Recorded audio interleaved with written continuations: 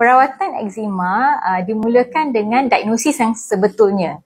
Okey, pesakit digalakkan untuk berjumpa dengan doktor pakar yang bertauliah yang mana boleh membezakan antara penyakit eczema atau penyakit-penyakit lain. Contohnya seperti psoriasis. Bila kita dah tahu kita ada eczema, maka kita kena klasifikasikan tahap mana. Tahap sederhana ke, tahap teruk ke, kerana rawatan dia berbeza. Rawatan ini pula ada pembahagian dia. Selalunya kita cakap tentang pencegahan. Bila kita tahu apa faktor-faktor yang menyebabkan eczema ini terjadi, kita mesti mengelakkan daripada terkena faktor-faktor tersebut.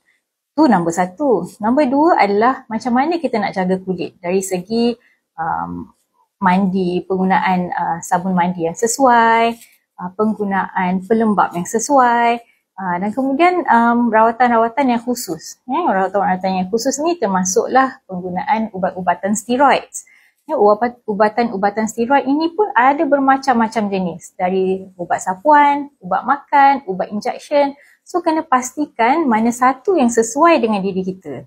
Okey, selain daripada ubat-ubat steroid, dengan adanya teknologi yang baru, kita ada pelbagai lagi rawatan yang lebih terkini dan lebih khusus untuk eczema.